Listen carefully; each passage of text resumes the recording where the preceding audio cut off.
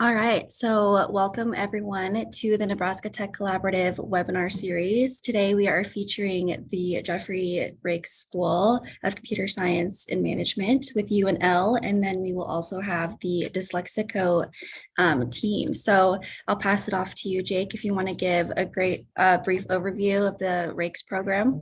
Yeah, happy to. So the Rake School operates out of the University of Nebraska-Lincoln. We are an elite business and computing honors program within the university. We pull in a cohort of about 40, I think was our most recent cohort size this year. So about 120 students, whatever that number is. Students within the Rake School sort of take a special curriculum over the course of our undergraduate careers, again, with a focus on computing and business and how we can marry those two together. As part of that, their capstone program is called Design Studio, and that's really where I sort of enter the stage. Design Studio is a 2-year-long capstone program, so juniors and seniors within the Rake School, as well as several students from across campus, can get involved with our program. And this capstone program is typically structured in partnership with industry sponsors.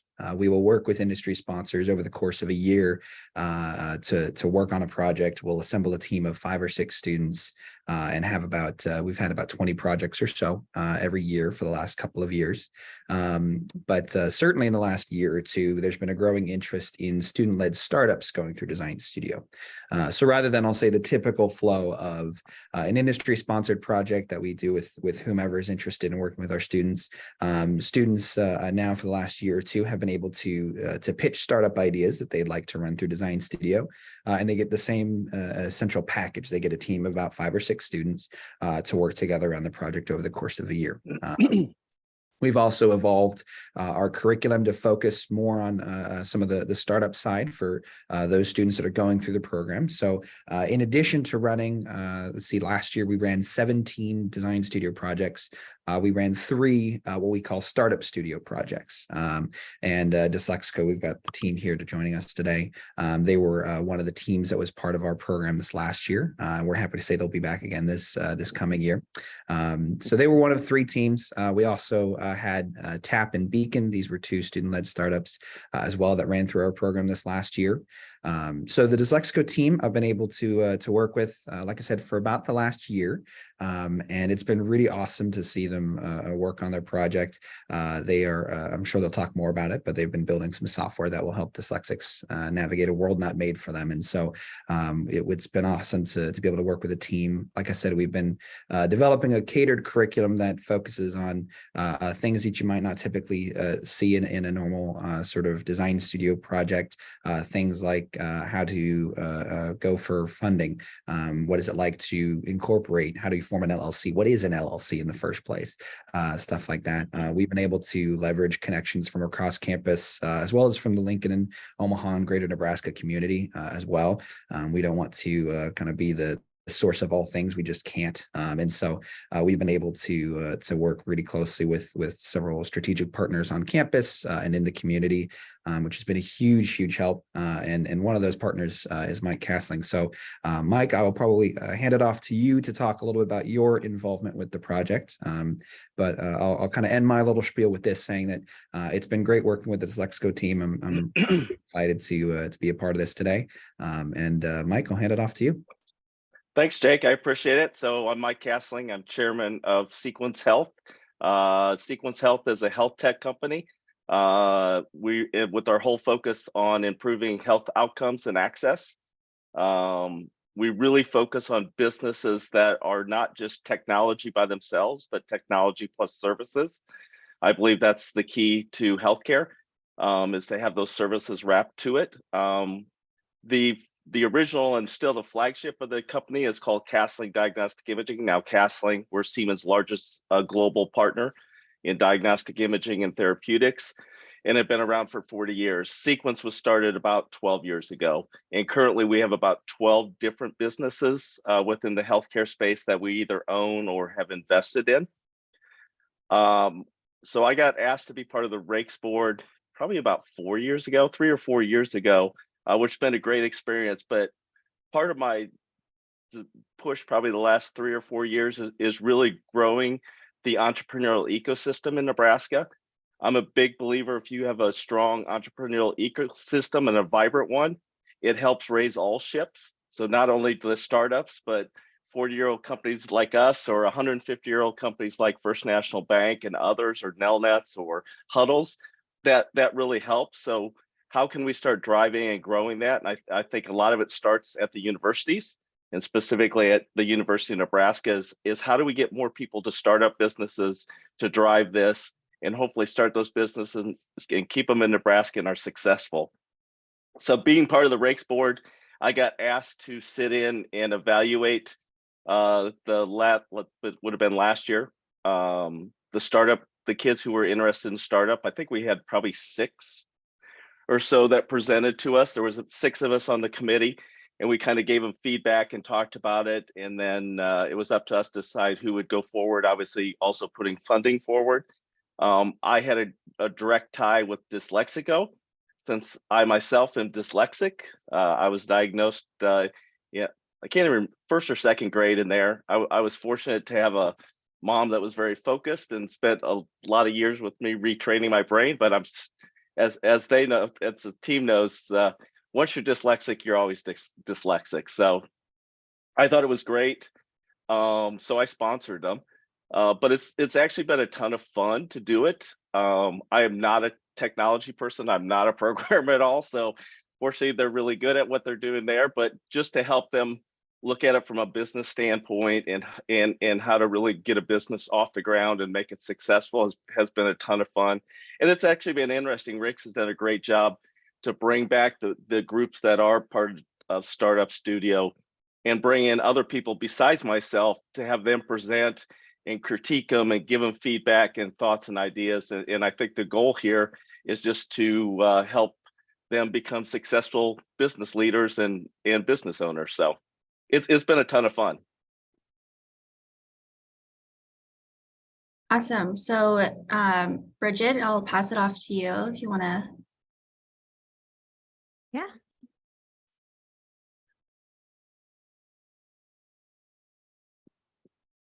Alrighty. So I think we can go ahead and get started then. So we're just gonna tell you a little bit more about Dyslexico. But first, hi, my name is Grace and I have dyslexia. Dyslexia is a learning disability marked by a difference in the acquisition of language. That means I probably read differently than most people on this call, and I know for a fact that I spell a lot worse. A diagnosis with dyslexia can be terrifying because there's no cure for it. Rather, you're going to have to figure out how to make it work for you for the rest of your life. So that's what I did. I learned I'd have to work a lot harder than my peers to get the same outcomes as them. So I did. I worked day after day, and I am so proud of the progress that I've made. I'm proud that I get to be here in front of all of you in this amazing webinar talking about something that I am deeply passionate about. However, something else about dyslexia is it runs in families.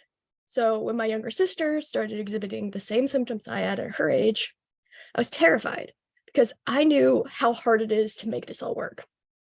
But when she couldn't overcome it like I could, I was devastated because she is actually one of the most brilliant people I have ever met. But everybody else just couldn't see it. So that's what really got the ball rolling with Dyslexico by Dyslexics for Dyslexics. But let's meet the team. Like I said, my name is Grace. Hi, my name is Bridget. I've worked as the product manager on this project, and next year I'll be the development manager in Design Studio. Hi, my name is Tristan. I was a developer on the team last year, and I'll be a project manager for Startup Studio this upcoming year. All right. So let's have a deeper dive into the problem then. So the problem is that existing spelling and grammar corrective tools fail to meet the needs of dyslexic users.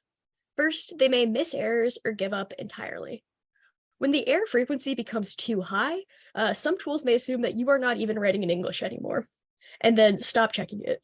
I know for a fact that it is terrifying not knowing if you are absolutely killing an essay or if you're going to turn in something that's like actually heinous.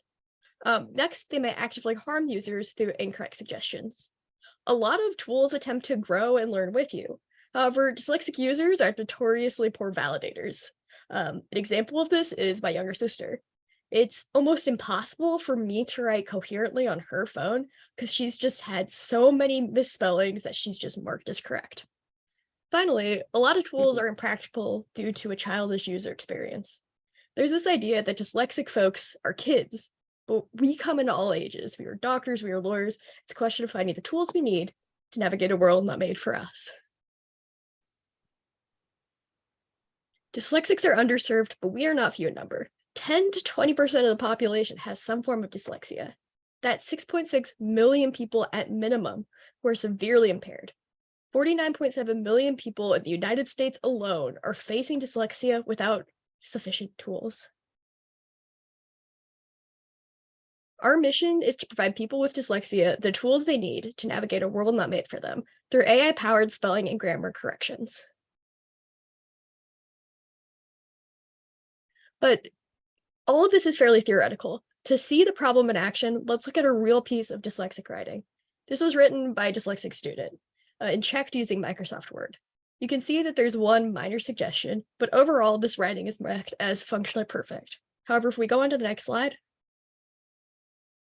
this is far from the case, with grammatical errors shown in yellow and actual spelling errors shown in green. We're not talking about wandering in this paragraph. We're talking about wandering. However, the user has not correctly written that. But I'm going to hand it on over to Bridget to actually show Dyslexico in action. Yeah, so we have actually built a solution to try to mitigate some of these problems that we've been discussing. And that solution is Dyslexico. So Dyslexico is kind of a web-based text processor where you can go in and you can write your writing, and then you can be able to receive AI-powered corrections. So you can see the kind of paragraph we just looked at where Word was completely missing a lot of the errors. We have plugged into Dyslexico. And as you can see on the right, we have the suggestions being suggested by our AI-powered model. So it's able to notice that the word wondering is not correct in context and correct it to what the user actually intended to be wandering. It's also able to get things like capitalization and understand other errors that may be spelled correctly, but are not what the user intended, such as what to being want to. Additionally, we have tools that are research-backed to help people with dyslexia do their best. For example, we have the font Open Dyslexic, which was specifically designed for the dyslexic brain. All of these tools are able to help people with dyslexia be able to write their best and have spelling and grammar tools that are tuned to their brain.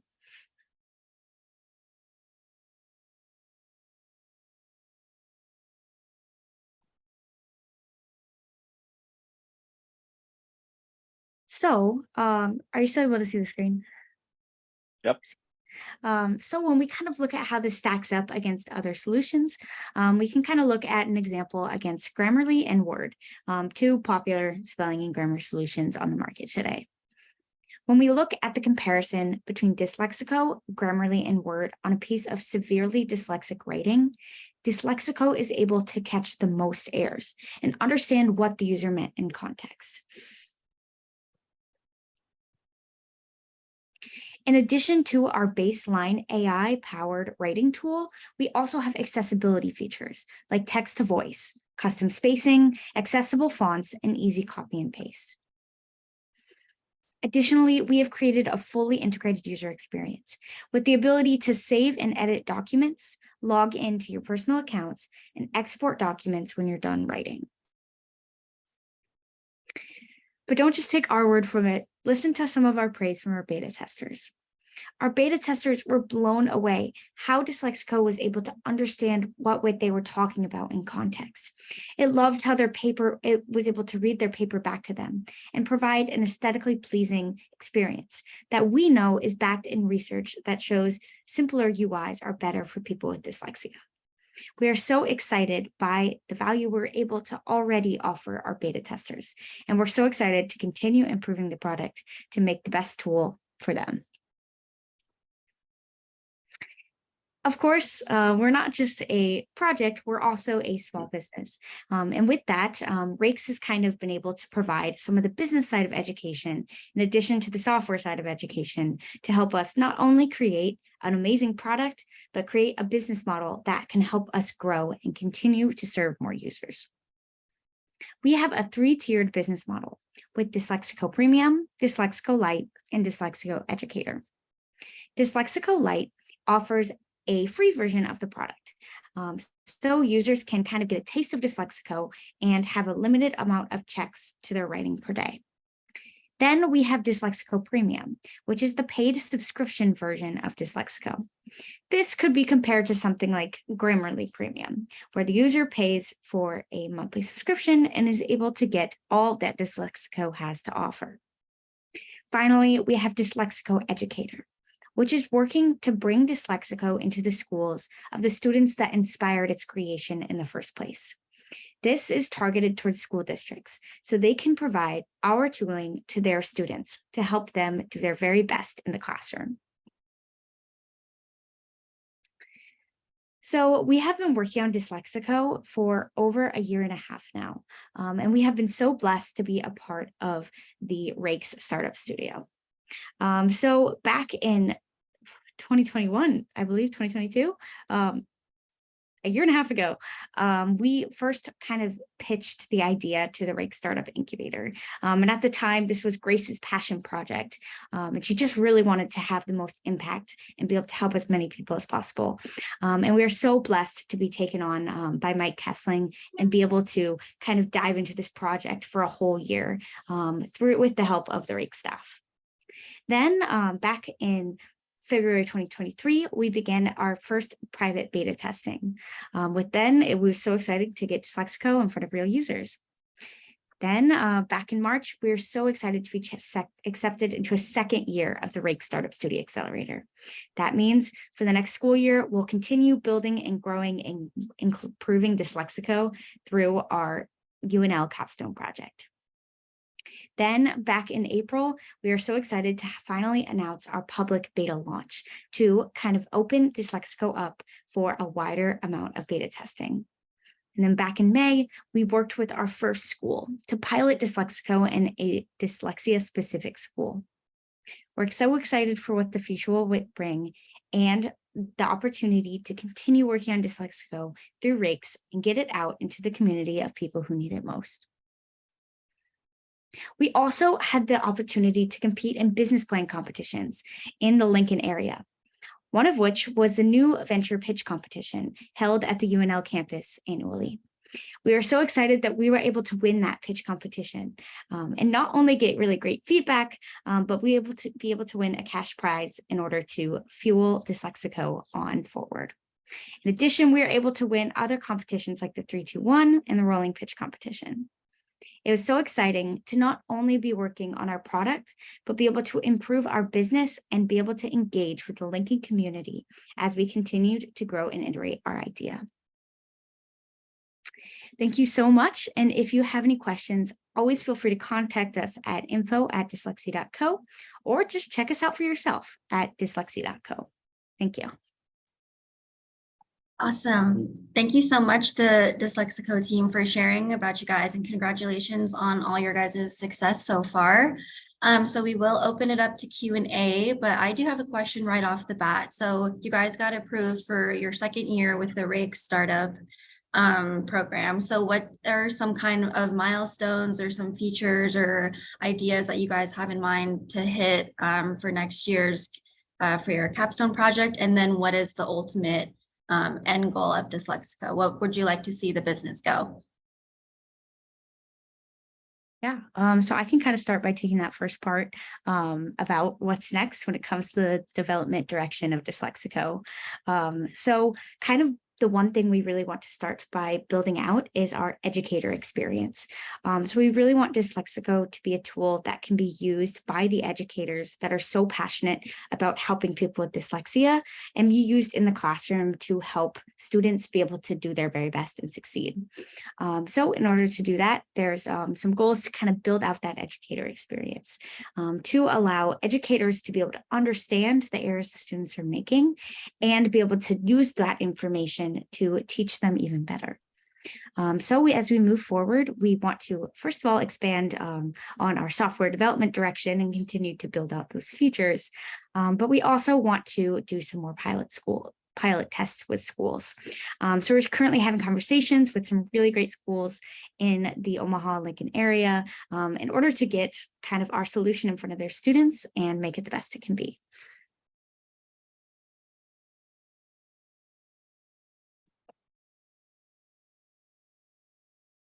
And then kind of for the second part of that question, what is the end goal? At the end of the day, our goal at Dyslexico is to help as many people as possible.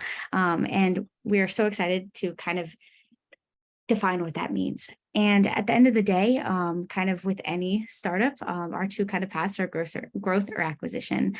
So with growth, we want to continue to build our user base and be able to maybe one day make this a huge well-known name for people in the dyslexia community. So that's kind of one path. And then the other path would be to integrate our solution into kind of another solution that's already out there. And at the end of the day, we want to optimize for helping as many people as possible. And we're really excited about kind of those two different paths and where it could take Dyslexico. Awesome. So it looks like we do have a question from Melinda Meyer. So who are your greatest advocates? And then how can we as a community help spread the word about Dyslexico and what you guys are working on? I mean, I can take this one, and if the rest of the Dyslexico team has anything to add, please do.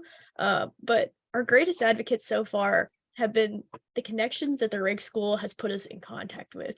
People that immediately come to mind has been Mike, who has always been there to help us out and provide guidance.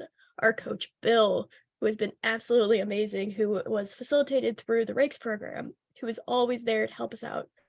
But also the wider Nebraska startup community has been absolutely fantastic. At every turn, they have resources and they're just beyond enthusiastic to help.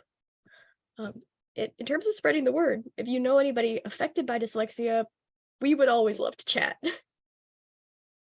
I think at the end of the day, our most important asset is kind of just like this grassroots excitement for this tool, because so many people have been impacted personally by dyslexia and some of the kind of the repercussions of not having adequate tooling.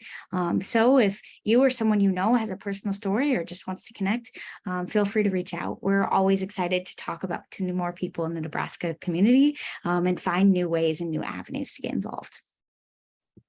Nice. Okay, so I have another question, and this can be opened up to everyone, Jake and Mike as well. But what advice would you give to those, earlier students who are, have these ideas but don't know where to start of, creating the business plan, how to get involved and get something like this started? So, what advice or things can you guys talk about on that?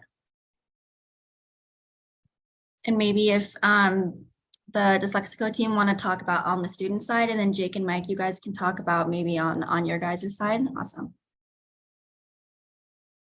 I can talk on the student side, just getting started. Just start is my biggest piece of advice. I've always been a big idea person where I've had these huge ideas that I'm convinced will change the world, but it always just seemed way too daunting. I'm like, I'm an engineer, I can't run a business.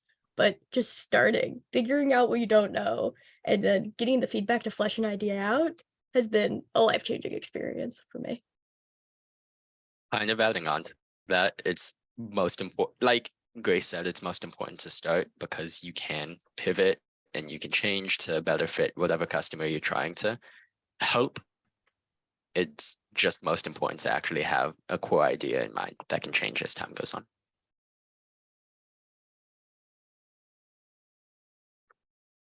And I can speak Right. from my perspective as well. Unless Bridget, did I interrupt you? Okay, No, great. plus one to what they said. Great, great. From my perspective, kind of as an educator, one of the things that I really like about my job is that I get to see the innovation, the innovation ecosystem here in Nebraska from a bit of a different level than as a student. And one of the things that has been really useful, certainly for my job in trying to connect students to resources available in Nebraska, is that there are a lot of entry points. There are a lot of entry points. I think it's very fair to say that you are one conversation away from being connected to somebody who can be super valuable to whatever your business might be. You're right. The chains of connection here are really, really tight knit. And so to be able to build a company in an ecosystem like this, where, like I said, you are one, maybe two conversations away from somebody who can be super valuable to your business, a really important connection that you can make, and to have the support of the Rake School Board in making those connections, to be able to work with folks over at the Nebraska Tech Collaborative as well, to be able to make those connections, super useful. And so my advice, speaking from my time as an entrepreneur and also seeing the students that have gone through our program from the last year and change, is similar to Grace's, which is, just talk to people. The events that get hosted, I mean, it's every week. I think that there's at least 4 or 5 weekly events in Lincoln alone, that people can go to and just start conversations with people. And you never know where those conversations are going to go. Maybe it's some person that you just randomly met at a coffee networking event, or what have you. But you never know where those conversations are going to go, and you never know where the great ideas will come from. And so to be able to, when you have time, go to those coffee networking events, or try to attend some of the networking events that are available, conferences that are in town, certainly over the summer and stuff like that. Really good way, I think, to get things started, because once you make that first connection or two, suddenly the ecosystem opens up super wide, and you find out just all of the entry points that are available, whether it's funding that you need right away, or whether it's kind of a curriculum style like what the Rake School has, or if it's other programs like the Combine or NMotion, that have their programs that they walk people through. There's a really wide diversity of entry points into the ecosystem, and so making that first connection is paramount. So the best way that you can do that, I'd say that's probably my biggest piece of advice, is just try to find that one connection that's really going to open up all these opportunities for you.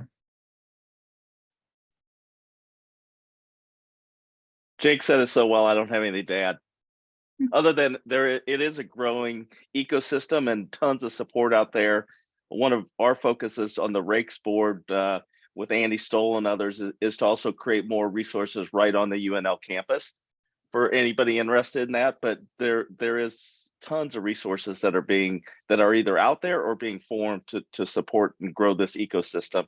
I think the other thing which is cool about Nebraska, Jake talked about a little bit, is it's literally one phone call away to talk to anybody in the state, including the CEO of Union Pacific or First National Bank or Nelnet or Huddle. I mean, it's just the ability, the openness of people in Nebraska to help. I don't think you'd find in any other state. I'll do a quick plug for the program as well too. I think Grace mentioned earlier, the coach role. Bill Anderson was the Dyslexico coach, and the coach role in Design Studio, in Startup Studio, is kind of this independent industry expert in a certain subject matter, that works with the team. And so there's no like sort of formal relationship between the team and the coach, other than it's an advising role. That's a really critical role, especially for a startup, one such the size of Dyslexico. And so if anybody's interested in being a coach for startup studio projects in the future, or even design studio projects in the future, feel free to get in touch with me. We're always looking for volunteers in that space, and that's kind of the I'd say the first entry point into helping out with startups in our program. Particularly for college students, I think there are a lot of doors that can be opened up just by cold emailing someone. And so if you're interested in, especially some project that's customer facing, you can email a lot of people and get a surprising amount of results. All right. Doesn't look like we have any more questions. So I just wanted to thank you all for sharing and for presenting over Dyslexico. You guys are doing something super awesome, and I think it's gonna be a great success. So, and thank you, Bridget, for being ahead of time and joining us. But any last final thoughts or closing statements from anyone?